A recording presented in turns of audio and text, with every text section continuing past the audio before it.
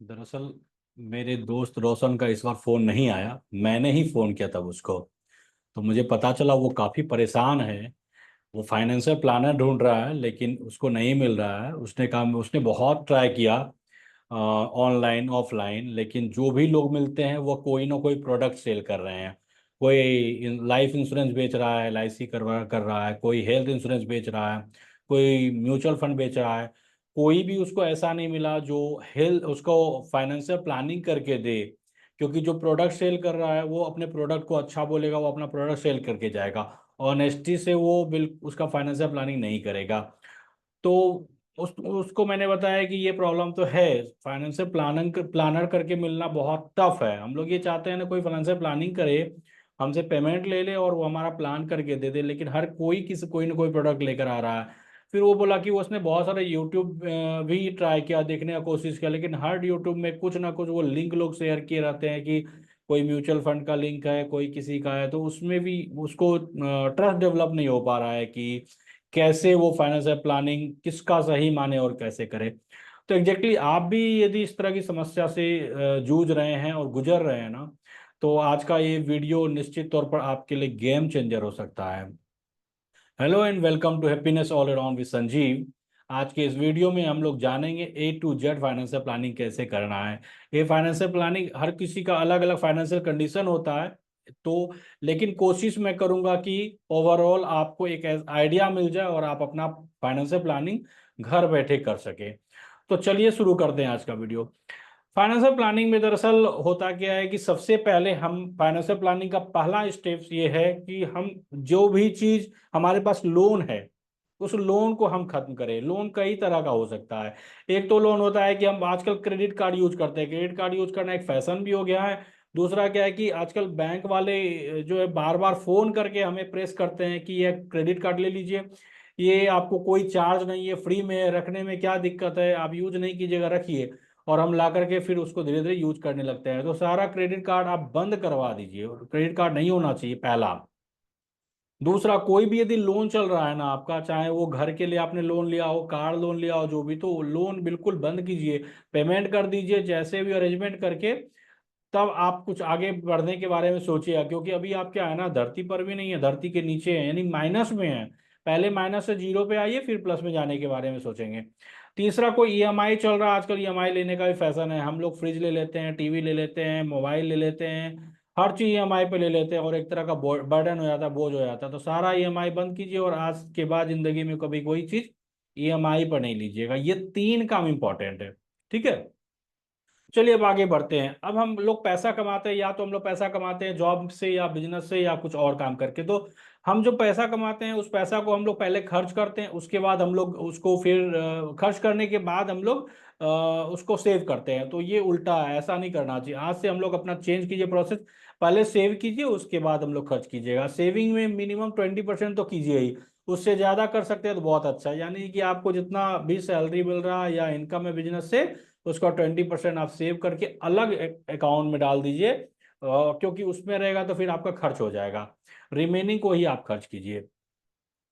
ये हो गया। उसके बाद हम लोग आते हैं कि जो क्या जरूरी है। पहले पहले हम इन्वेस्टमेंट स्टार्ट कर दें? नहीं, इन्वेस्टमेंट स्टार्ट करना गलत होगा। तो पहले हम लोग को करना क्या है ना, प्रोटेक्ट करना है अपने आप को, अपने फैमिली को। प्रोटेक्शन कैसे होगा?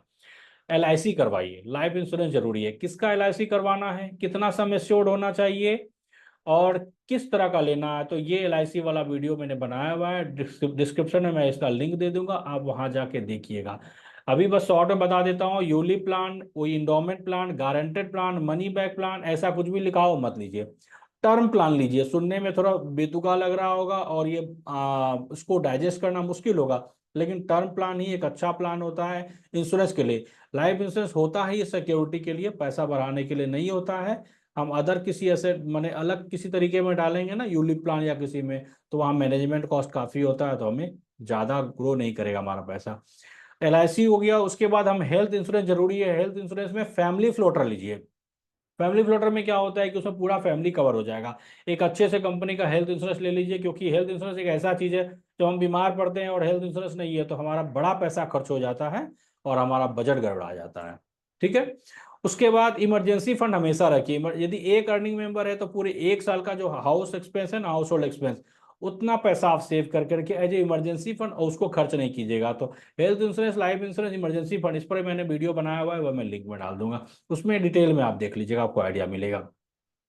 ये हो गया प्रोटेक्शन। जब आप प्रोटेक्ट हो गए ना फुल्ली, अब आता है कि गोल। अब हमारा इन्वेस्टमेंट जो हमें करना है ना, वो गोल बनाकर करना है। हम किस तरह का, माने कैसा इन्वेस्टमेंट करें। इन्वेस्टमेंट का बहुत तरीका होता है, तो वो गोल ओरिएंटेड होना चाहिए। जैसे आप लेना चाहते हैं कार, तो उसका एक गोल डिसाइड कीजिए, कार लेना है।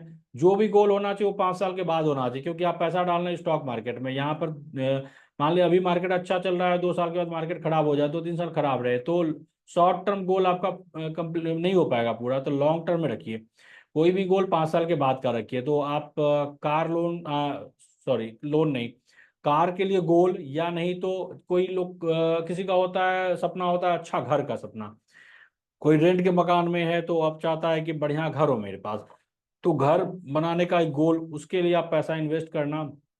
तीसरा होता है क्या कि हमारे पास घर भी, मान ली किसी के पास घर है और कार भी है, तो चिल्ड्रन एजुकेशन, बच्चे को बड़ी अच्छी ऊंची शिक्षा, मैंने हायर एजुकेशन में ज़्यादा खर्च होता है, तो उसके लिए कोई गोल बना करके आप उसमें इन्वेस्टमेंट स्टार्ट कर सकते हैं।